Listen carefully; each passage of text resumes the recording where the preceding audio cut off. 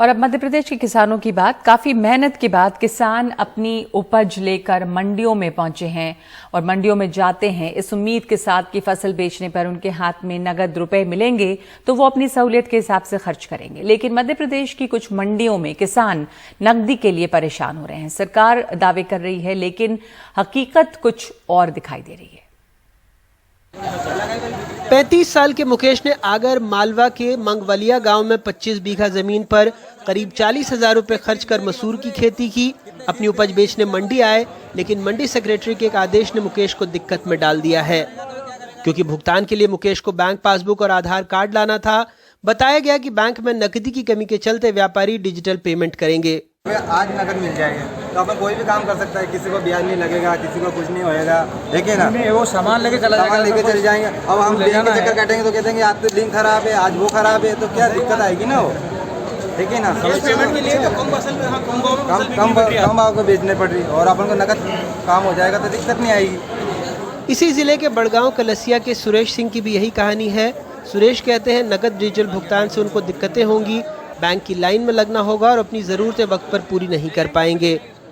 ये आरटीजीएस की बोल रहे पेमेंट की कि आप अपने पासबुक लाओ, बैंक पासबुक, आधार कार्ड वगैरह लाओ, तो वो भी नहीं कर पाएंगे ना, क्योंकि हम गरीब किसान हैं। यहाँ से अगर मतलब कैश पेमेंट के कारण तो हम फसल बेचने आ रहे हैं। आज किसी को कुछ भी काम है, किसी को शादी है, जो कुछ भी है मतलब, तो यहाँ से कैश पेमेंट नहीं मिलेगा अपने को, आरटीजीएस खत्म डालेंगे वो, तो यहाँ से बैंक में जाएंगे।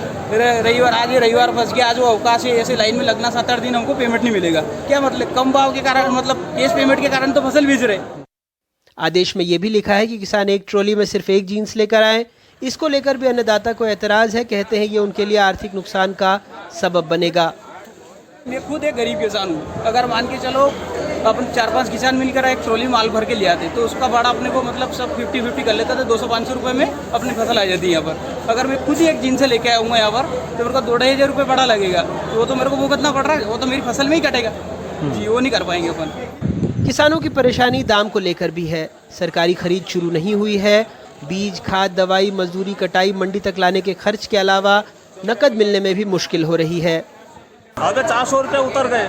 हाँ, और टैक्स ये तो पर बार मंडी तो हमारा ऊपर निकाले टैक्स है टोटल मंडी में भी, तो नुकसान आपका हो रहा है और आप हमारा हो गया नहीं। भारत का अच्छा दिन कब लाएंगे। एक और दिक्कत यह है कि पहले मंडी टैक्स 1.5% से घटाकर आधा फीसद रह गया, फिर से टैक्स बढ़ा, निराश्रित शुल्क भी लगने लगा। व्यापारी साफ कहते हैं टैक्स बढ़ा है तो वसूलेंगे किसानों की उपज से ही।